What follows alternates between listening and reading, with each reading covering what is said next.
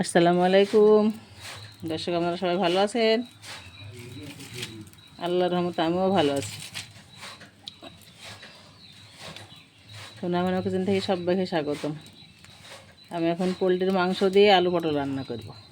এই কড়াই দিয়েছি উনুনে।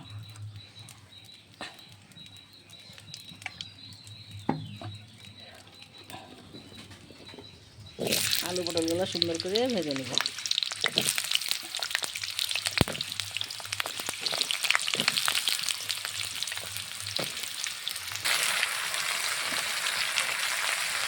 লবণ দিয়ে দিলাম হলুদের গুঁড়ো,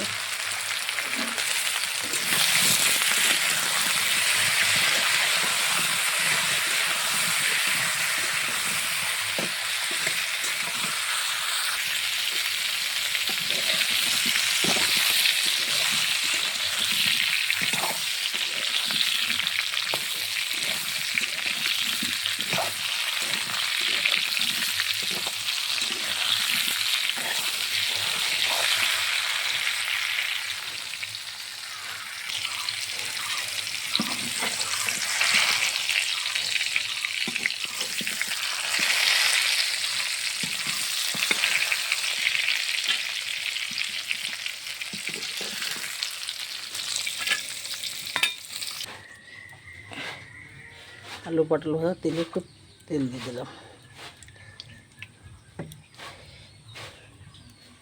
কাঁচা ঝাল কাঁচা পেঁয়াজ রসুন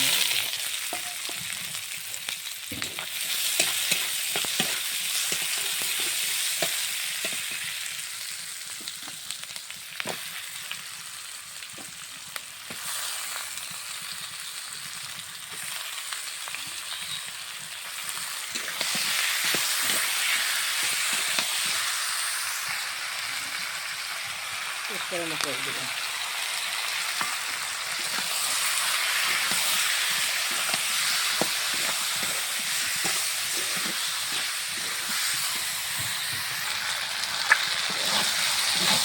সুন্দরভাবে মাংসটা কষা হয়ে গেল।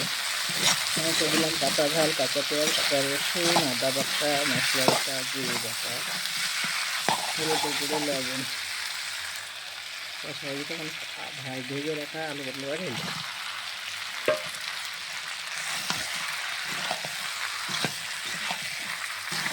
সুন্দর করে কষিয়ে নিয়ে ঝোল দিয়ে দিলাম।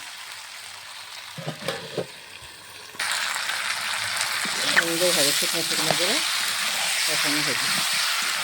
মানে ঝোল হয়ে যাবে। বিসমিল্লাহ।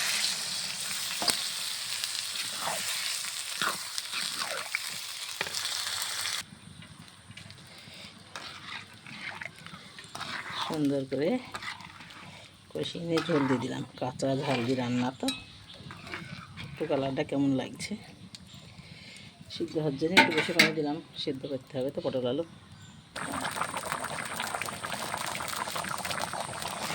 সুন্দরভাবে ফুটে গেছে, কালারটা খুব সুন্দর লাগছে। আলু পটলের সাথে মাংসর সাথে রান্না করলে খুব টেস্টি হয়, খুব সুস্বাদু হয়। মাংস খালি রান্না করলে যেমন হয়, তার থেকে এগুলা চাইলে রান্না করলে ভালো লাগে। আপনারা একবার রান্না করি খেয়ে দেখেন কেমন লাগে।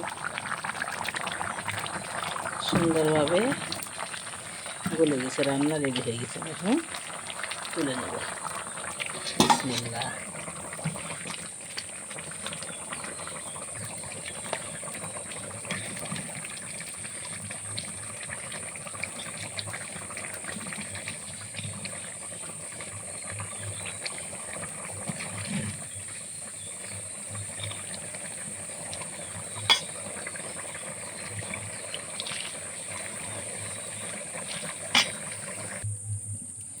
একটা রেসিপি রেডি হয়ে গেল। আর একটা চাপা মিষ্টি কুমড়ো আর কাঁঠালের লিচি।